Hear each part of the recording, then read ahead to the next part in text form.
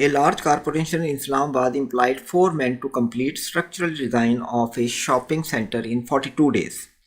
They begin, but one man works only half days. How long will it take to complete the job? Days आपके पास हैं 42 और men हैं 4. अब आप ये देखें कि 4 आदमियों ने काम शुरू किया, 42 डेज़ में ख़त्म करना था. अभी हम चेंज की बात नहीं करते कि उनमें से एक आदमी ने सिर्फ हाफ डेज़ यानी कि 21 डेज़ काम किया था और बकाया काम 3 आदमियों ने कंप्लीट किया. हम इसको छोड़ देते हैं कि किसी पर्सन ने नहीं जाना, हाफ डेज़ की बात ही नहीं करते. हम कहते हैं कि टोटल काम 42 डेज़ में होना है. तो 21 डेज़ के बाद यानी कि हाफ डेज़ के बाद 21 डेज़ का काम बच जाएगा, क्योंकि हाफ डेज़ हो गए 21 डेज़.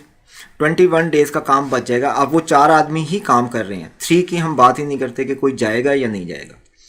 अगर चारों आदमी काम करते रहें तो 21 डेज़ के बाद 21 डेज़ का काम बच जाएगा. यानी कि ये 4 आदमी बकाया काम को 21 डेज़ में ख़त्म करते. लेकिन हुआ ये कि एक आदमी चला गया. अब कितने दिन लगेंगे? तो इस पर रेशो अप्लाई करें.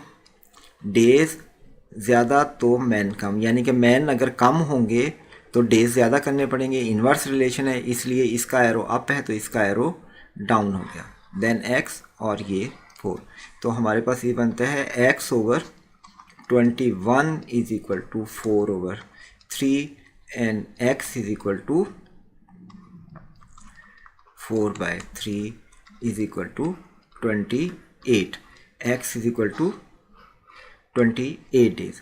अब ये बकाया दिन का काम था और 21 डेज़ का काम पहले हो चुका है. तो टोटल डेज़ कितने हो गए? 21 और 28, ये हो गए 49 डेज़. यानी कि टोटल काम 49 डेज़ में कंप्लीट होगा, जो कि ऑप्शन डी में दिया गया है. इसलिए इस क्वेश्चन का करेक्ट आंसर है ऑप्शन डी.